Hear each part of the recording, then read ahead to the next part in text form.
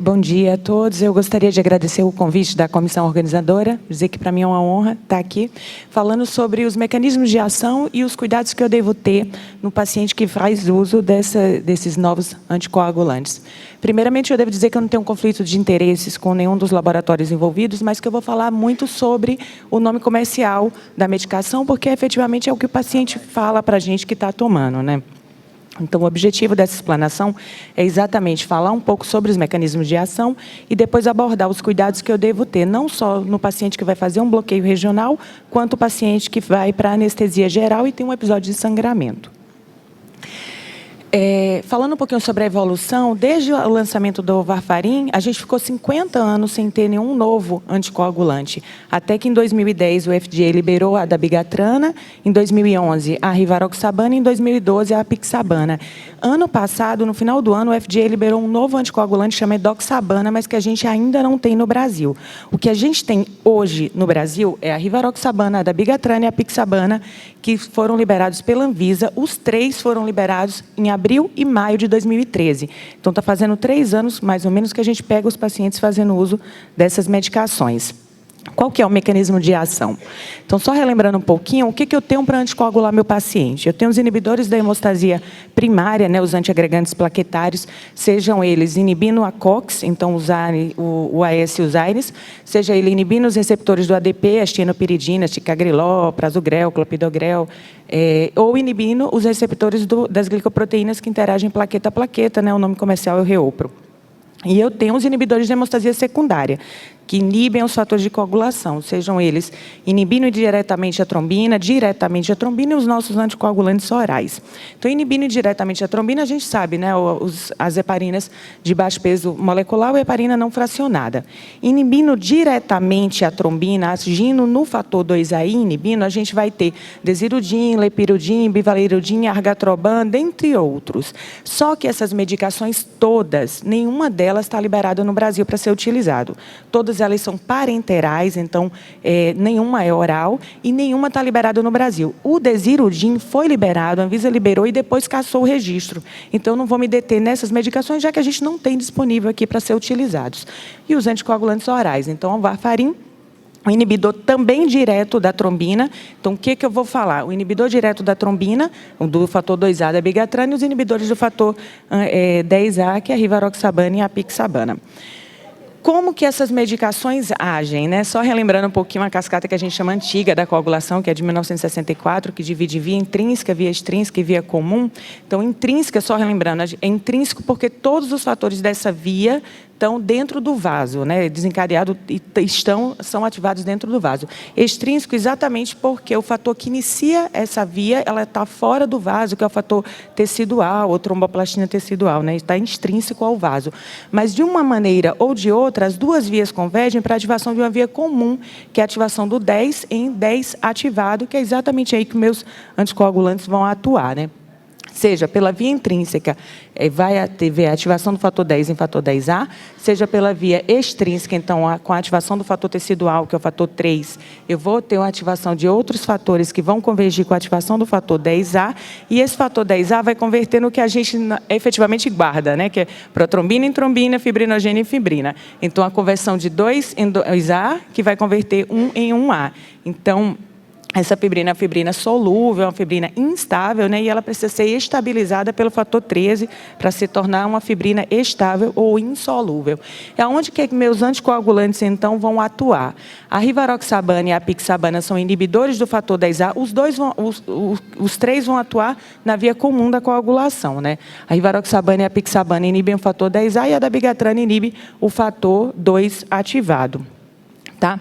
Mas essa via, a gente sabe que não é assim que as coisas acontecem, né? Que, na verdade, a via moderna da coagulação, que, na verdade, não é tão moderna, não é tão nova, né? Já tem 10 anos, mas simplesmente não pega essa via. e que, na verdade, quando começa a cascata da coagulação, a gente tem não só o fator 3 e fator 7, que é via extrínseca, o fator 9, que é via intrínseca, e o fator 10, que é via comum. Então, já começa com a ativação de todos os fatores da coagulação que geram a trombina. Então, essa trombina não consegue converter fibrinogênio em fibrina em quantidades adequadas, ela precisa ser retroalimentada e amplificada para aí sim gerar quantidade de trombina suficiente para converter fibrinogênio em fibrina. Essa fibrina é uma fibrina solúvel, ela precisa ser tornada insolúvel através do fator 13, fator estabilizador da fibrina. Então, as fases são iniciação, amplificação, propagação e estabilização do meu coágulo, e a rivaroxabana vai atuar, e a apixabana vão atuar exatamente na fase de iniciação dessa cascata, e a dabigatrana vai atuar na fase de amplificação e propagação desse coágulo, tá?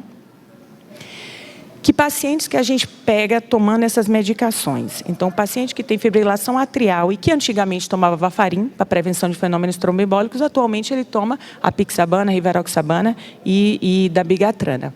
O paciente que vai para artroplastia total de quadril ou de joelho e precisa prevenir fenômenos tromboembólicos no pós-operatório, que antigamente fazia uso da heparina de baixo peso molecular do Clexane, atualmente ele está liberado para fazer uso dessas medicações anticoagulantes orais. Então, à exceção do apixabana, todos os outros estão liberados para esse uso, mas também para prevenção de TEP e TVP recorrentes, caso seja o caso do paciente, ou para tratamento de TEP e TVP. Essas liberações, essas indicações, eu tive o cuidado de fazer pela Anvisa. Tá? Então, pela Anvisa, na bula da medicação, esses são os pacientes que estão liberados para... Esses são a indicação de uso dessas drogas, né? Então, que drogas que são essas? A rivaroxabana, o xarelto, ele tem umas propriedades bem interessantes. Ele começa a agir, o pico máximo da medicação é de 2 a 4 horas. Então, você toma um comprimido agora, daqui a 4 horas você está anticoagulado. Então, é muito bom, comparativamente, ao que a gente tinha antes, que era o varfarin, que você tomava hoje, daqui a 5 dias, quando todos os fatores dependentes de vitamina K tivessem inibidos, aí o paciente já está anticoagulado. Então, é uma droga muito benéfica e que age muito rápido. Uma meia-vida interessante, então, de 9 horas para adultos, prolongado um pouquinho em idosos, e que tem uma particularidade. O INR, aquele INR que a gente dosa para monitorizar a anticoagulação, ele é calibrado e validado somente para cumarínicos. Então, não adianta eu pedir o INR para ver se o meu paciente está anticoagulado com essas medicações. Com xarelto, mas não só com xarelto, com as outras medicações também. Segunda medicação, a apixabana, o Eliquis, também um pico de ação de 3 a 4 horas e uma duração também, uma meia-vida de 12 horas, que é uma duração bem interessante, porque essas drogas possibilitam que eu dê para o meu paciente 1 ou 2 comprimidos por dia. Então, meu paciente toma um comprimido por dia, ele está seguramente anticoagulado. Também não precisa de monitorização rotineira. E a terceira medicação é a dabigatrana para Daxa, também com pico de ação muito rápido, de meia hora, 2 horas, o paciente está anticoagulado, e uma duração também bastante interessante, de 14 horas. Uma particularidade da dabigatrana é que a eliminação dela é renal. Então, 85% é eliminado de forma renal, de modo que eu posso dialisar essa droga. Caso o meu paciente tenha um sangramento ou ele tenha uma intoxicação, eu consigo dialisar e retirar a droga do organismo do paciente com a diálise. Como que eu posso avaliar? TP, TTPA e INR, eles podem estar normais ou alterados nesses pacientes. Então, não somente nos inibidores do 10A, quanto também no inibidor do 2A. Então, as medicações, a avaliação desses pacientes, na verdade, eu não preciso avaliá-los, eles estão anticoagulados. Mas se eu quiser avaliar o quanto meu paciente está anticoagulado, eu não tenho como, porque TP, TTPA e INR não serve para avaliar isso daí. Ele pode estar alterado, mas ele pode estar normal. O que serve é o tempo de trombina, no caso, obviamente, do inibidor da trombina. Então, como ele inibe a trombina, se eu dosar tempo de trombina, vai servir. E, seguramente, o tromboelastograma, claro, o início, né, então o R e o K vão estar prolongados. O paciente vai demorar para abrir o Rotem se ele estiver tomando um anticoagulante. Aí sim, mas nem todo lugar tem Rotem, né?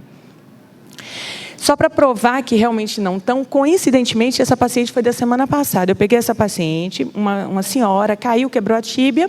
Como ela não tinha indicação, o ortopedista avaliou, achou que não deveria operar, porque ela tinha 101 anos, entrou com anticoagulação para ela, para prevenir fenômenos tromboembólicos, porque ela tinha uma fratura. O que aconteceu? Ela fez uma hemorragia digestiva secundária ao uso da medicação. Então, como vocês podem ver, os exames da coagulação estão normais. tá? E ela estava anticoagulada. Tanto que estava anticoagulada que ela fez um episódio de sangramento digestivo. E aí foi para endoscopia, sob anestesia geral, para poder avaliar o quadro.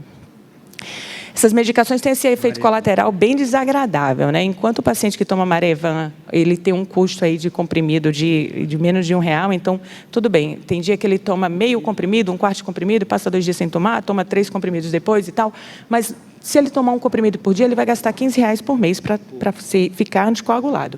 E se ele tomar uma dessas outras medicações, o custo pela tabela do Brasília é bem diferente, né? Se o meu paciente toma 20 miligramas de xarelto, ele vai gastar em torno de R$500, R$600 por mês para ficar anticoagulado, e é para o resto da vida, né? Ele tem FA, por exemplo. Quais são as limitações? Essas drogas são ótimas, mas tem algumas limitações, né? Se o paciente esquecer de tomar, exatamente porque ela dura aquele período, então o paciente perde essa proteção da anticoagulação. Eu não tenho como monitorizar, eu não preciso monitorizar, mas se eu quiser avaliar, eu não tenho como, né? Eu não tenho parâmetros para monitorizar esse paciente. Obviamente, um risco de hemorragia, principalmente em idosos, insuficiência renal crônica, mas um risco menor do que os pacientes que fazem uso de Clexane e Varfarin. Tá? Ainda assim, mas tem esse risco de hemorragia. Poucos estudos em populações específicas, então obesos, gestantes, crianças, a gente não tem como avaliar ainda, porque não tem estudos, e infelizmente a gente ainda não tem os antídotos disponíveis aqui no Brasil, e eu vou falar um pouquinho mais sobre as reversões agora. Quando a gente fala em cuidados de um paciente anticoagulado, a primeira coisa numa plateia de anestesistas é quanto tempo eu preciso suspender a medicação para poder fazer o meu bloqueio. Mas eu queria, na verdade, começar falando sobre os cuidados do paciente que vai para anestesia geral. A propaganda do Xarelto, do ano passado, se abrir a revista, está lá, mais de 1 milhão de pacientes tomando. Então, a gente pega paciente tomando e cada vez mais vai pegar mais pacientes fazendo uso dessas medicações, porque são medicações muito cômodas, né, muito confortáveis para o paciente.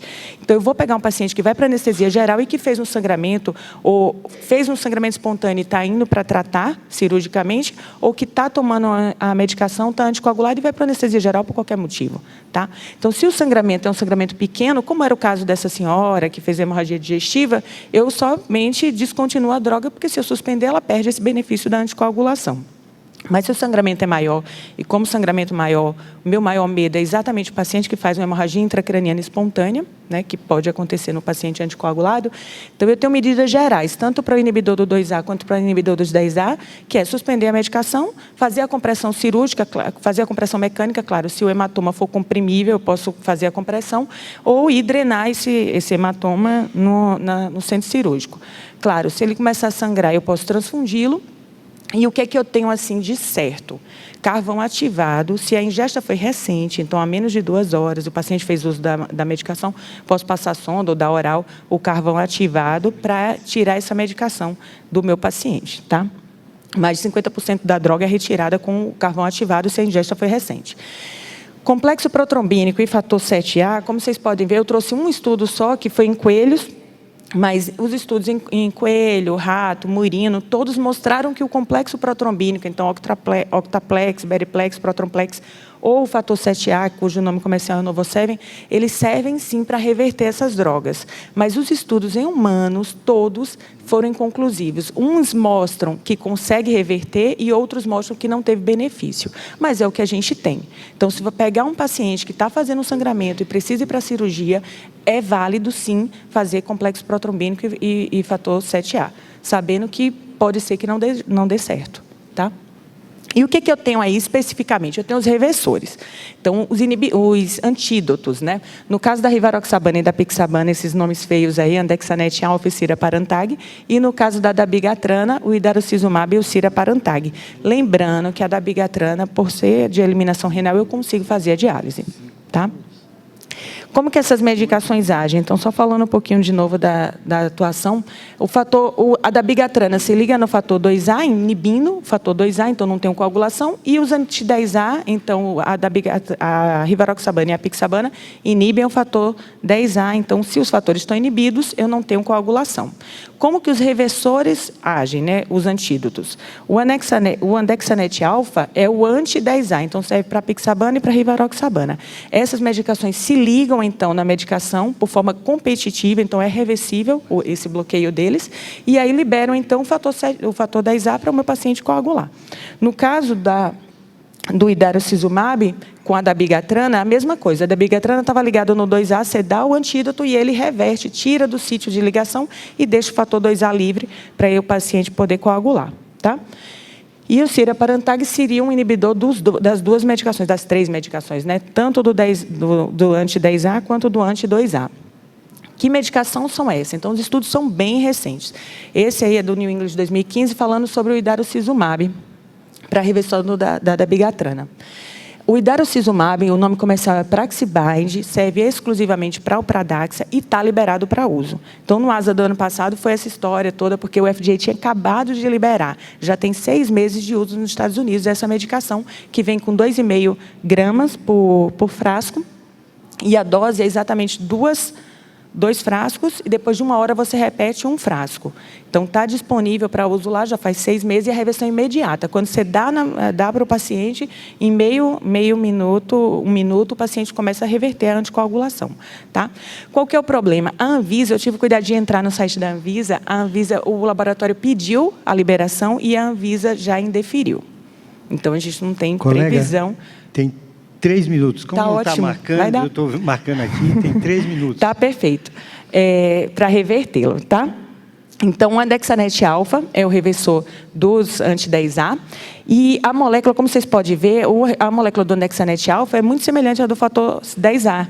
Então, o que acontece? A medicação apixabana, por exemplo, ela se liga no andexanet alfa, achando que está se ligando no fator 10A e inibindo o fator 10A, quando, na verdade, ele está sendo inibido pelo andexanet alfa. Tá? A dose também, o início de ação também é bem rápida, 2 a 5 minutos, e como vocês podem ver, eu preciso manter ela em infusão contínua. Então, a dose é em bolos, e depois eu preciso fazer, durante 2 horas, a infusão contínua para eu conseguir o antídoto, né, para eu conseguir reverter a apixabana. E o último, siraparantag, o nome comercial é Eripazine. Os estudos, as 2 últimas medicações, então a Dexanet e o siraparantag, eles não estão liberados para o FDA, mas eles estão correndo em regime de exceção para correr mais rápido e serem liberados devido à relevância, né, das medicações. Ele é um antídoto universal, ele inibe o 10A, o 2A, a heparina comum, a heparina de baixo peso e o fondaparínicos. Então, seria perfeito, talvez daqui a algum tempo, e a previsão é que no ano que vem ele seja liberado pelo FDA, daqui a algum tempo a gente tem um reversor do Clexane, talvez. Mas uma medicação que tem tanto sítio de ligação e que age em tantos locais, ele potencialmente vai ter alguns efeitos colaterais. Vai se ligar em outras medicações, talvez interaja com a alimentação, a gente não sabe o que é que vem por aí. Mas os estudos estão correndo. Quais os cuidados em relação ao bloqueio regional? Então, no caso, a gente tem essa recomendação, que foi a última da SBA de 2014, que diz que no caso da rivaroxabana, eu devo suspender a medicação por 24 horas, e no caso da pixabana também. Então, seriam 2 meia-vidas, não é isso? A meia-vida da droga é 12 horas, então eu poderia suspender com 2 meia-vidas essas medicações. E não é isso que o ASRA traz atualmente. Então, esse guideline é de 2015, é um rascunho ainda, o último guideline é a 3ª edição de 2010, isso é um rascunho da edição de 2015, dizendo que eu devo suspender com 3 dias, no caso dos inibidores do 10A, e com 5 dias, no caso do inibidor do 2A. Isso vai me dar 6 meia-vidas. 6 meia-vidas eu já consegui eliminar 96 e tantos % da droga. Tá? É muito. É muito. Eles mudaram e ampliaram esse tempo para 6 meia-vidas e não para 2 meia-vidas, como era o caso e ainda é o recomendado pela SBA no que a gente tem, por causa de casos como esse aqui. Aqui é de 2015, fez uma artroplastia total de joelho com hack pericontínua, entrou com rivaroxabana, tirou o catéter no pós-operatório 18 horas depois, que era a recomendação da bula, tá? E o paciente fez um hematoma. Foi drenado, deu tudo certo, mas eu acho que um hematoma peridural é uma catástrofe na vida de qualquer anestesista, né? Em relação ao bloqueio do plexo braquial, as orientações são a mesma em relação ao bloqueio neuroaxial, e os bloqueios superficiais, por exemplo, o oftálmico, ela não é recomendado, tá? O ASRA não tem ainda esse guideline no caso dos bloqueios regionais, mas tem o guideline de dor. E a recomendação é exatamente essa que eu falei, da bigatrana 5 dias e a rivaroxabana e a pixabana 3 dias. É muito? Talvez. Esse estudo aqui não é um estudo, é um comentário de abril de 2016, saiu agora esse mês, um comentário sobre esses guidelines, dizendo que talvez seja muito tempo eu esperar 6 meia-vidas num paciente que não pode ficar sem a medicação, que tem a fibrilação atrial, que não pode ficar com esse risco de fenômenos tromboembólicos. E que esse guideline do ASA, na verdade, não devia ser rotulado de guideline, devia ser rotulado de clinical guidance, porque a gente não tem estudos ainda para recomendar tanto tempo de suspensão, mas é o que o ASRA recomenda, tá? E só para mostrar, a gente tem um aplicativo do ASRA, né, que você escolhe a droga, você diz qual que é o bloqueio que você quer fazer e ele te dá exatamente que são 3 dias, mas que isso ainda é um rascunho. Concluindo, então, essas medicações são drogas bastante seguras, porque elas são farmacologicamente bem previsíveis e que, por mais que a gente até tenha alguns estudos mostrando que eu posso fazer o bloqueio com menos tempo, que eu posso fazer, dependendo se o clearance de creatinina está bom, acima de 50, eu posso fazer somente com 2 meia-vidas, 5 meia-vidas. O que a gente tem de mais recente é o rascunho do guideline americano e a recomendação é exatamente ainda 3 dias para rivaroxabana e apixabana e 5 dias para dabigatrana, com a possibilidade de, talvez, no futuro, a gente ter antídotos, né, da droga. E aí a coisa muda, porque o paciente permanece anticoagulado, vai para a cirurgia, e aí eu faço o antídoto e bloqueio meu paciente, seria excelente, né? É um sonho. Bom, queria encerrar convidando todo mundo para a Jornada Baiana de Anestesia, que vai ser em setembro, no Hotel Sheraton da Bahia, e muito obrigada.